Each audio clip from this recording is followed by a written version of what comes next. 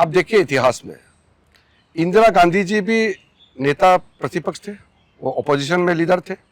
जब वो चुनाव हारे, उसको जब पूछा विदेश में कि भारत में आपका खिलाफ सरकार कार्रवाई करते हैं, क्या कहना है, तो इंदिरा गांधी जी ने भी कही थी कि देश से बाहर अपने देश के बारे में कुछ नहीं कहूँगा और सरकार के बारे में कुछ नहीं कहूँगा। उसके बाद जितने भी नेता प्रतिपक्ष आए हैं, चाहे अडवाणी जी हो, चाहे अटल जी हो, सुषमा जी हो, या शरद पवार जी हो, या कई कई नेता प्रतिपक्ष रहे हैं। आप मुझे दिखाइए एक लीडर ऑफ ऑपोजिशन इंडिया से बाहर जाकर के देश का खिलाफ और सरकार के खिलाफ बयानबाजी किया हो। राहुल गांधी जी पहला इंसान और पहला लीडर ऑफ ऑपोजिशन है जो देश से बाहर जाकर के देश के खिलाफ बात करते हैं, हमारा डेमोक्रेसी, हमारे सिस्टम का खिलाफ बात करते हैं। सर, आप लोग राहुल गांधी को लेके इतना ज्यादा रिएक्ट क्यों करते हैं? हमेशा मैंने देखा है जब भी वो कुछ बोलते हैं, कल बीजेपी ने प्रतिक्रिया दी, अभी आप भी थोड़ा गुस्से में हैं उनसे, तो क्या आपको लगता है? देखिए, मैं राहुल गांधी जी को इसलिए अहमियत देता हूँ, इसलिए इज्जत देता हूँ क्योंकि वो नेता प्रतिपक्ष है। Rahul Gandhi as a person हमारा कोई लेना देना नहीं है, लेकिन नेता प्रतिपक्ष है। मैं संसदीय कार्य मंत्री हूँ। हमारे पार्लियामेंट का लीडर ऑफ अपोजिशन अगर गैर जिम्मेदाराना बात करेंगे तो हमको तो अच्छा नहीं लगेगा। अब देखिए इतिहास में इंदिरा गांधी जी भी नेता प्रतिपक्ष थे, वो अपोजिशन में लीडर थे।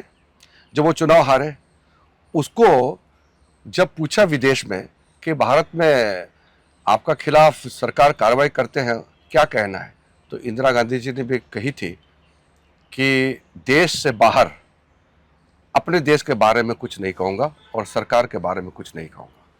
उसके बाद जितने भी नेता प्रतिपक्ष आए हैं, चाहे अडवाणी जी हो, चाहे अटल जी हो, सुषमा जी हो, या शरद पवार जी हो, या कई कई नेता प्रतिपक्ष रहे हैं। आप मुझे दिखाइए एक लीडर ऑफ ऑपोजिशन इंडिया से बाहर जाकर के देश का खिलाफ और सरकार के खिलाफ बयानबाजी किया हो। आप मुझे एक दिखाइए। राहुल गांधी जी पहला इंसान और पहला लीडर ऑफ ऑपोजिशन है जो देश से बाहर जाकर के देश के खिलाफ बात करते हैं, हमारा डेमोक्रेसी, हमारे सिस्टम का खिलाफ बात करते हैं। सर, देश पे आते हैं। कांग्रेस और राहुल गांधी ने भी शायद अभी कहीं बोला है कि बिहार में जनता जवाब देगी, जेनजी जवाब देगी आपकी पार्टी को। तो आपको क्या लगता है, जेनजी से जोड़ने की कुछ कोशिश की जा रही है क्या? देखिए, राहुल गांधी जी के मुंह से जेनजी बात निकलना तो शोभा नहीं देते हैं।